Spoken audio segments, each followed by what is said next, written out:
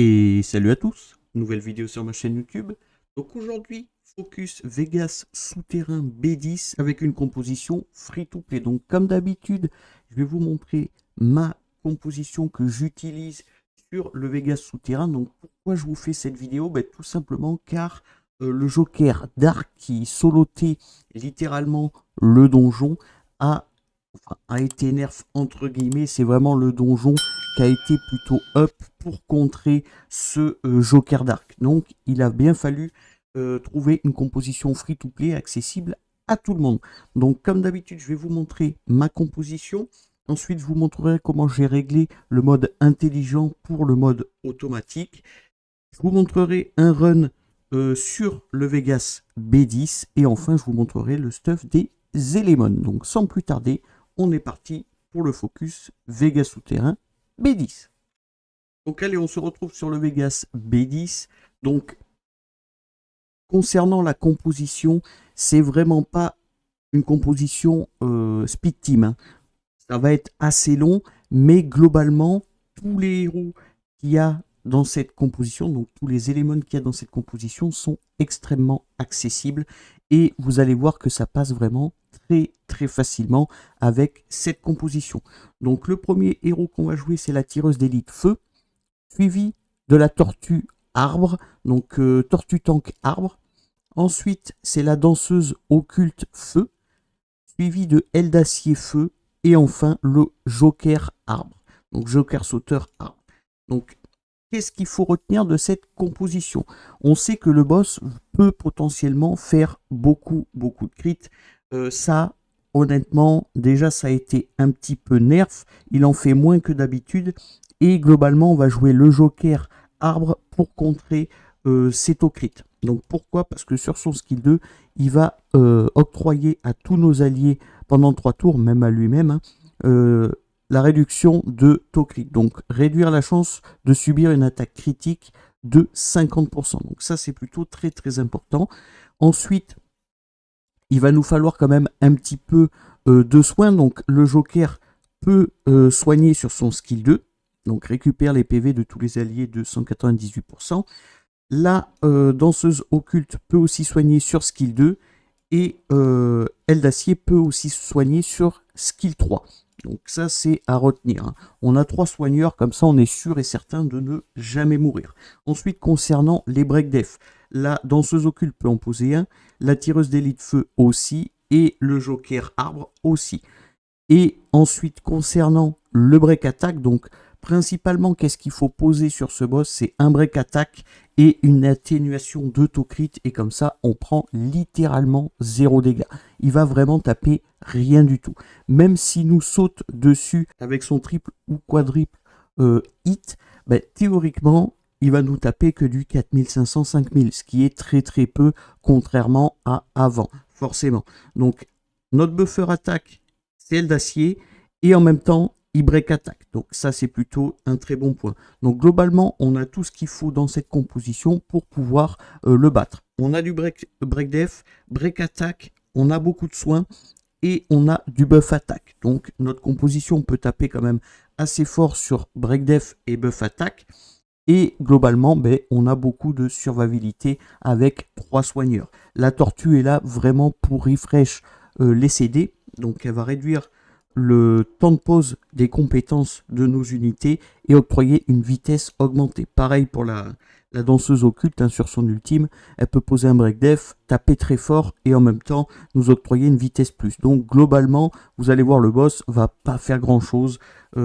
C'est vraiment, honnêtement, avec cette team là, c'est hyper facile. Donc concernant l'intelligence des héros, comment je les ai réglés? Donc intelligence de la tireuse d'élite feu, c'est comme d'habitude un skill 3, skill 2 et skill 1. Ensuite, la tortue tank, c'est skill 3, skill 2 et skill 1 pareil. On n'y touche pas forcément. La danseur occulte, skill 3, skill 2 et skill 1 avec le skill 2 réglé sur si les PV de l'allié sont inférieurs à 70%. Jusque là, ça reste assez classique. Ensuite, aile d'acier, c'est skill 3 et skill 1. On supprime le skill 2, donc on le met en faible pour ne pas qu'il fasse, tout simplement. Parce que nous, on veut qu'il soigne et buff attaque et on veut qu'il break attaque le boss. C'est tout ce qu'on a besoin. Donc voilà, petit détail sur aile d'acier. Et enfin, le joker sauteur, on va mettre en priorité son skill 2 en haut pour l'atténuation de critique. Ensuite, ce sera son ultime pour potentiellement break def et nous ajouter un effet augmenté. Et ensuite, ce sera son skill 1 pour break attack. Donc comme je vous ai dit, c'est pas une speed team, je crois que ça tourne dans les 4 minutes. Après, l'avantage, c'est que vous pouvez mettre quand même beaucoup de taux de chance. Donc moi, là, pour le coup, j'en ai pas beaucoup. Hein. Principalement, c'est ma Tortue Tank qui a 57% et le Joker qui a 34%. Et derrière, il y a très très peu de pourcents sur mes DPS parce que j'ai pas tryhard à fond cette composition. J'ai d'autres donjons à faire en parallèle, donc j'ai pas trop le choix que de swap les stuffs ou alors des stuffs les éléments, forcément. Mais 122%, ça reste plutôt déjà très correct, mais avec cette composition, vous allez pouvoir à terme monter à 200 à 300% de taux de chance. Donc ça, c'est plutôt un très bon point. Même que ce soit lent, mais théoriquement, vous allez avoir plus de chances de tomber une bonne rune. Donc je vais vous montrer comment tourne la composition et ensuite on reviendra sur cette page pour que je vous montre le stuff des éléments. Donc c'est parti. Donc je ne vous ai pas précisé forcément, mais globalement, là où on perd du temps, c'est sur les vagues, hein, tout simplement. Et je ne vous ai pas mis la speed tune comme d'habitude, du fait que ça a été corrigé. Maintenant, on voit la vitesse de tous les éléments, qui soient niveau 50 ou 60, on voit la vitesse de tous les éléments. Donc ça, c'est plutôt très très cool, honnêtement. Ne serait-ce que pour les vidéos, c'est super pratique. Comme ça, ben, on n'a pas besoin de vous afficher qui joue en premier ou pas. Globalement, vous avez toutes les informations juste en regardant. Donc première vague, comme vous pouvez le constater, il y a vraiment zéro difficulté. Hein. Là, je pourrais parler 1 heure avec vous. On risque strictement rien. De toute façon, sur tout donjon, on risque strictement rien. Donc on arrive au mini-boss. Le mini-boss est un petit peu, entre guillemets, casse-pied. Mais vous allez voir, il n'y a pas de difficulté. Hein. Même s'il arrive à poser des bombes sur votre composition, théoriquement, elles ne vont même pas se déclencher parce qu'on l'aura déjà tué. Donc ça pose aucun problème. Vague 3, ça va être le même procédé que la vague 1 et que le mini-boss. Donc on laisse en auto et globalement, ben, ça va faire le boulot. Hein. Notre tireuse d'élite, c'est notre DPS. Elle est là pour vraiment détruire tout ce qui est boss et vague. Et globalement, ben, derrière, on a beaucoup moins de DPS, même si bon, la danseuse occulte, ça tape très fort. Du fait que moi je la joue en DPS, ça tape quand même assez fort. Mais ouais, honnêtement, il n'y a vraiment pas de difficulté. Vous pouvez le constater. Hein. Dans tous les cas, on a tellement de soins dans la composition qu'on risque strictement rien du tout. Donc allez, voilà, le joker termine et on se retrouve devant le boss. Donc arrivé au boss, voilà, le break attack est posé, ça c'est plutôt cool. Le but étant, voilà, c'est de poser l'atténuation d'autocrit et le break attack. Et vous pouvez constater que le boss tape 1500 par hit. Donc je crois qu'il a 3 ou 4 hits. Il doit taper dans les 5000, 5500. Ce qui est ridicule contrairement à avant. Et c'est plutôt très très cool. Enfin, contrairement à avant, c'est surtout que avant on ne jouait pas le buff qui nous immunise entre guillemets contre les taux crit. Et aussi de lui poser un break attack, vous pouvez constater que le boss tape vraiment rien du tout. Là, vous voyez, il nous tape, mais ça nous chatouille. Hein. Vraiment, ça nous chatouille. Dans tous les cas, on va soigner derrière. La tortue est là pour reset pour qu'on récupère au plus vite tous nos buffs. Vous pouvez constater, même sur un héros pétrifié, donc la pétrification, on ne peut rien y faire. Hein. Vous ne pouvez pas la cleanse, vous êtes obligé de la subir. Donc il faut juste que votre composition tank assez avec l'atténuation de taux crit et que vous soignez vos héros, tout simplement. Et bien sûr le break attack, je ne l'ai pas précisé, mais le break attack est quand même très important sur ce boss. De ce fait, avec atténuation de taux crit plus break attack, vraiment, vous subissez pas de dégâts. Hein. Vous subissez vraiment 0 dégâts. Vous pouvez constater encore une fois, il tape strictement rien du tout. Et derrière, le peu qu'il nous a infligé, on va se soigner comme ça, on est tranquille. Donc c'est long, oui, forcément, c'est assez long, mais c'est totalement free to play. J'ai des héros qui sont j'ai des éléments qui sont niveau 60, c'est pas une obligation, hein. Faut juste les respecter en termes de statistiques, mais vous pouvez constater que même si vous avez que des éléments niveau 50, il y a vraiment 0 difficulté sur ce donjon, donc ça c'est plutôt un très bon point. Donc on va arriver à bout de ce boss hein, tranquillement mais sûrement. Et ensuite on ira voir le stuff des éléments. Mais encore une fois, vous pouvez constater, hein, ça tape rien du tout. Il crit, là il a crit une fois sur 4 hits, si je ne dis pas de bêtises. Et globalement, voilà. On va se re-soigner. La tireuse d'élite feu, l'avantage c'est qu'elle peut vider la TB. De ce fait, ben, il joue beaucoup moins de fois, nous on joue beaucoup plus de fois, donc on récupère tous nos sorts. Et globalement, on est toujours protégé par le break attack qu'on lui inflige et par l'atténuation d'autocrit. Comme ça, ben, il n'y a pas de difficulté.